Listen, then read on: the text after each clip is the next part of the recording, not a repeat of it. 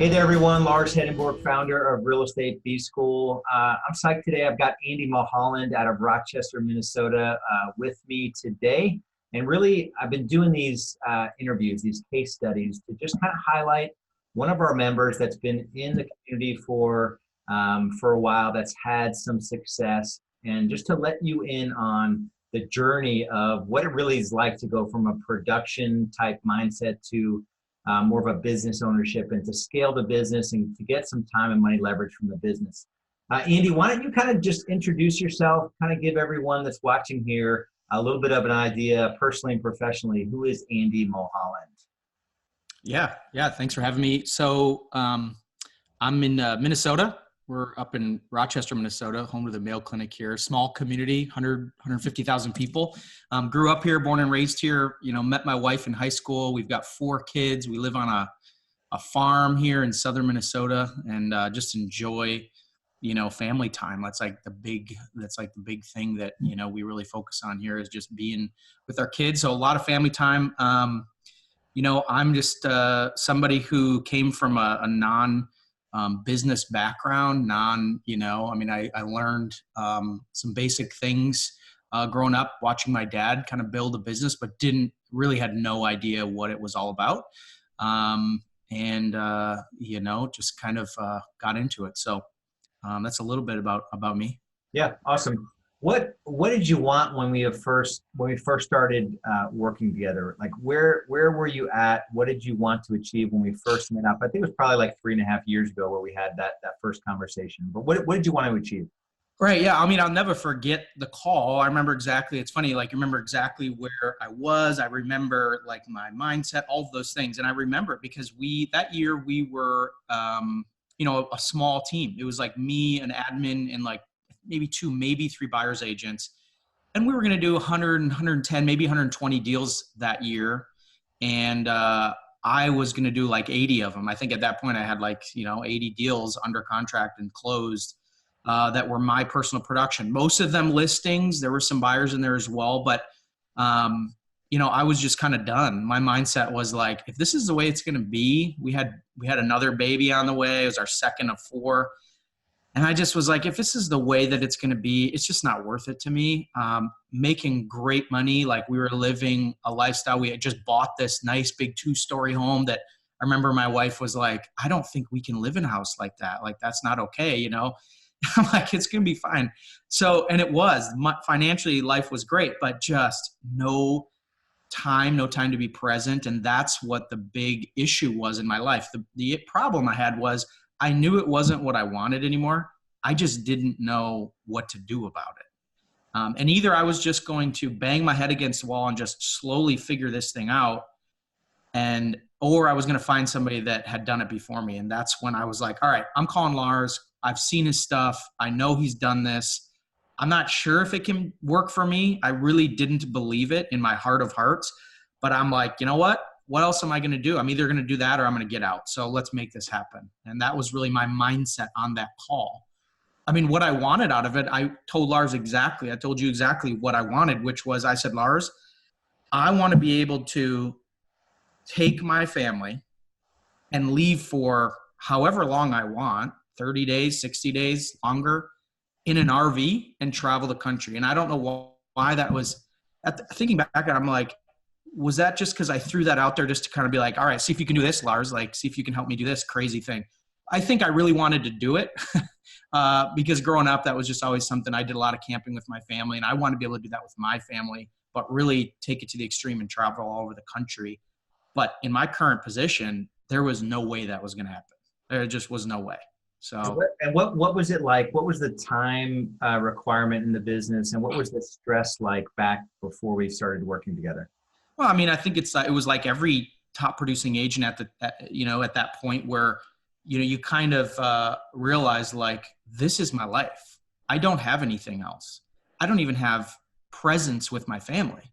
Right. Like, and if I do, it's just for like tiny little short bursts at a time. So that was my reality. Again, financially, that was great, but the trade-off just wasn't worth it to me because there just was everywhere I went. I remember, my wife's grandpa's funeral. I was sitting there like trying to do deals, like, and I'm just thinking like, this is crazy. Like, this is stupid crazy. And yet everybody in my market and other markets were like, wow, you're so successful. You're doing, wow, they're putting me on a pedestal. In my mind, I'm thinking like, you don't want this. Like, this is not what you want. So it's just this weird place to be, you know? Yeah, and we talk about it in real estate B school. Conventional success in our industry is not a life worth living. Like you said, the money might be good, but the time is not your own, and the stress is unbearable. You mentioned it a little bit, but what did it mean, to get this figured out and to make the shift from like the business is you to the business runs without you? Or at least the stress and the time, it's more balanced. What did it mean to you and your family to get this thing on track and get it in the right direction? Yeah, I mean, I don't think I know the answer to that yet, because I think the benefits of that shift come when my kids are, older. I mean, I think that's really when I see the value, when I see how they respect their family and they respect the time with their kids and try to be present because they saw how much I worked to make sure that happened. I think that's when I really see the reward of it. But personally, my reward, the value I'm getting out of it right now is that I'm getting the time with them like I've never had before. Specifically, like with our youngest right now, Leo. He's our fourth. He's a year and a half old. My wife said the other day, she's like, you've held him more than you've held any of our babies combined. Right? Like, and that's like a huge deal. I had sent you, Lars, this summer, a video of us in our RV. We were I think at the time we were in Kentucky, just traveling all over the place. And Leo took his first steps down the length of the RV. And I've never seen any of our kids take their first step. So I guess that's just a sample of what it's meaning to me right now. And I'm excited to kind of see, the effects of our family and the dynamics of our family and our kids and all of those things as time goes on, for me making that shift. Yeah, that's awesome. Let's talk a little bit about the kind of the stuff you worked on in your business, kind of the framework, the tools and systems. What are like 2 or 3 tool systems or areas of your business that you feel like Real Estate B School made the biggest impact for you? Well, specifically, I think that having a lead management and protocol and procedure in place. So what I mean by that is when a lead comes in, like, keeping that lead accountable, keeping the money I spent on that lead accountable. I think before B School, it was a lead came in and I just kind of hoped and prayed that, or probably didn't even pay attention to whether something was happening with that lead or not. And so when that happened, we were just kind of plucking off the hottest leads and doing deals, and that was it. But I was able to scale the buy side of my business, add more agents, and have confidence they were being converted at the highest level possible because we put an actual lead management system that I'd learned from B School in place. So that's probably one of them. Whether that's the most valuable one or not, I don't know, but that was definitely a big one that shifted for me. And I think when that happened, I was able to grow revenue, scale, and so that I could see myself getting out of the listing side eventually, because we're able to grow that side of the business. I would say another one would be a business tracking system, right? So knowing, really looking at it helped me look at my business like a business. So I didn't realize that businesses actually did this, is that they looked at where did our leads come from? Where did our business sources, what were the sources of our business? What was our investment into those sources? And is it worth investing there or not? So almost looking at it like an investment, starting to look at my business like, if I put money here, this is what I get out. And before I didn't track any of it. So how did I know what was going on? And so that was helping me shift to look at it really like a business. And then third would be, I don't know what to call it exactly, but maybe a leadership system. Right. So it's one thing to be a great leader. It's one thing to be a horrible leader. And there's definitely some things I've learned along those lines, but then a leadership system, how do you how do you lead systematically and not just kind of lead randomly, right? And so having a structure around leadership, I think, has helped me not only become a better leader and cast my vision more effectively, but also help other people in my business become leaders. And then they teach others to become leaders. I think that's how you get out of the grind, is that you teach other leaders to become leaders, and having a system around that. So those are probably the three most impactful kind of things that I learned, through my journey in B school. Yeah, and it's, when I think about the things that you just mentioned, and I if you take like a stereotypical top producing agent and you ask them what would be your three fears about building a business and growing, it probably would be in systems like a lead tracking system. It would be how do you run a business through numbers, and then it would be I've never really led or managed people before. So it's kind of like the three things and they're all learned. It's not like this crazy out there thing. We can just learn them, and you fail. I mean, you need to fail at it to get good at it. That's really, really good. Let's talk about like the results you achieved. And I like to think about it, business growth, maybe number of team members, but also time, money, stress. What did you achieve personally in your financial world over the little over 3 years that we worked together? What did your results look like, and how did it impact you personally? Yeah. So, I mean, as far as the business and kind of what that looked like, I mean, we went from that year doing whatever, just over 100 deals when I first kind of started talking to you and coaching with you guys with B School. And by the this last year, we were, 250 transactions basically. So our team size went from, as I mentioned, 4 or 5 people at the time I started with B School to about 12. And my intention was to always keep it. My goal, and I learned this through B School as well, is more is not better, right? So having this huge team with 20 or 30 people, that is not the answer. It's systems and leverage and accountability in place to allow our agents to produce at a higher level and having fewer of them. And so that was always my goal, and learning that through B School. And so that's what we had. A lot of the, about half of those were admin, a little under half, the other half were agents. So we didn't have a huge sales staff. We didn't need to, because of the systems and scalability through leverage with people and systems that we were able to build. So that was the team size. I mean, my time when I first talked to you and got into B School, I mean, it was 7 days a week. I was pretty good about trying to really keep Sundays, sacred, I guess, with my family and with church and things like that, and trying to do that. But there were things that just sometimes had to happen. So it was 7 days, I was down to 1.5, some weeks, days in the business. After we built this, I would go in for our team leadership meetings and really cast that vision, do some training, kind of pour into the people that were on my team. But I didn't need to be there every single day because those systems and accountability were in place.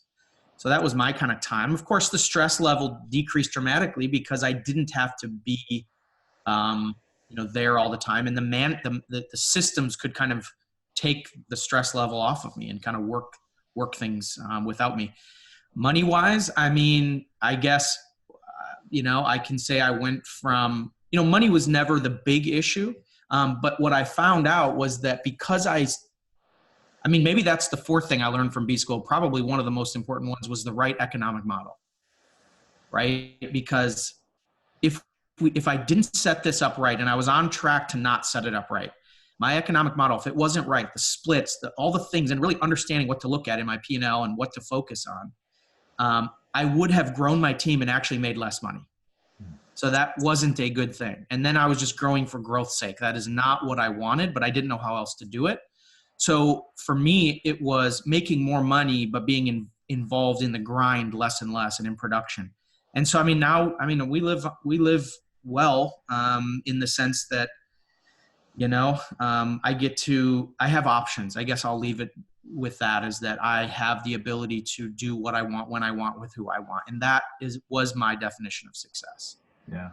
So financially, I'm able to do that. So And then, yeah, I mean, for me personally, what it's done for me personally is, like I said, just given me options.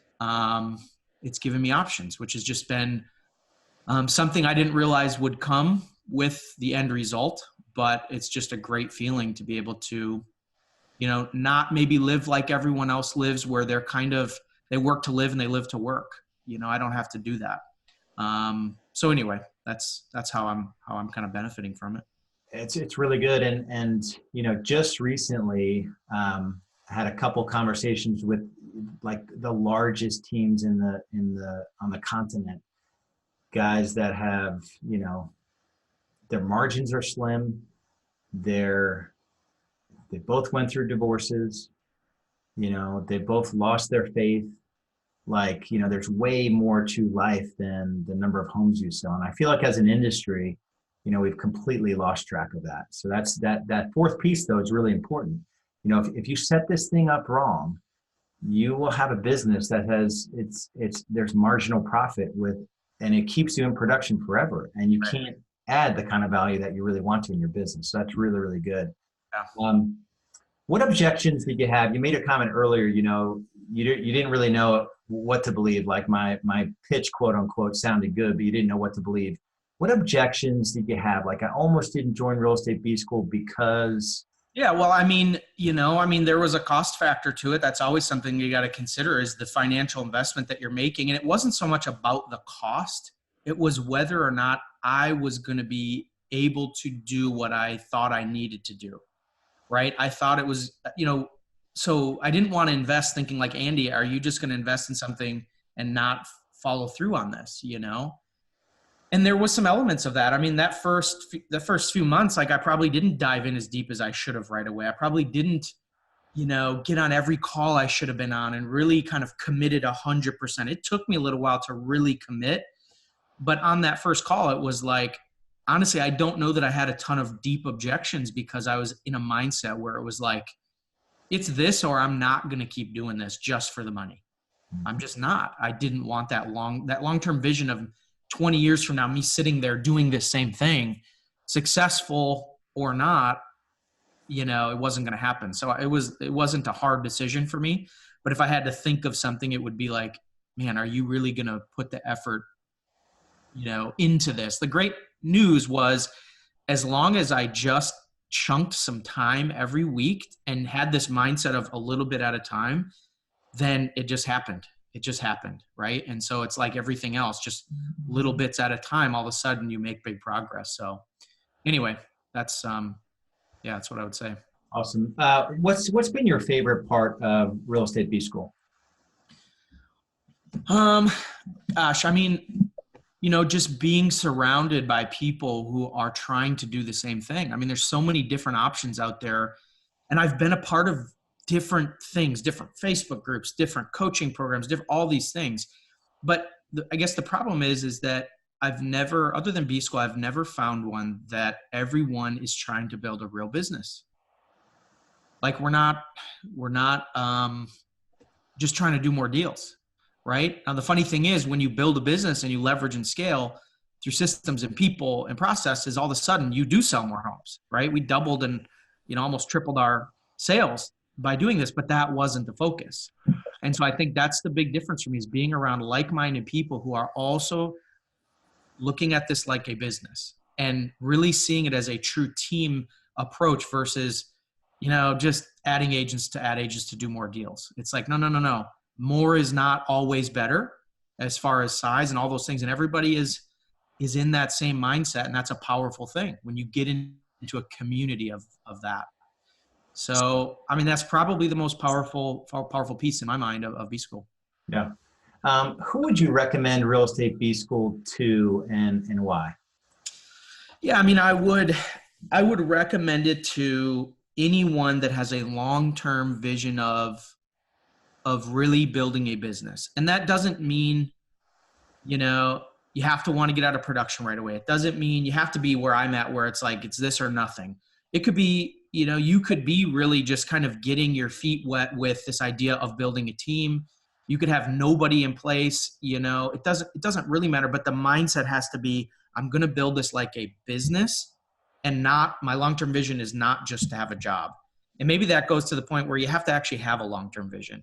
And your long-term vision can't just be, I just want to sell more houses. There's tons of coaching programs that will just help you track numbers and convert at a higher level, and that's it. But like, that's not what this is. And if you don't have the mindset of, I'm going to build this as a business, then you shouldn't be in B school. I would say that's who you shouldn't be, because you're not going to, you're going to miss really the true value in the program. I think so.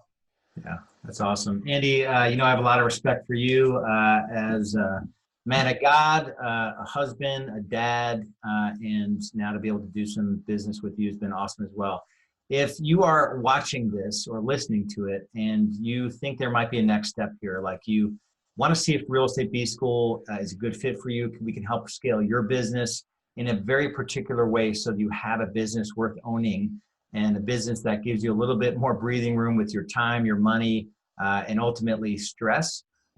Click on the link somewhere on this page for a next step or go to realestatebschool.com. Andy, thanks again, brother. Appreciate you. Yeah, thanks, Lars. All right.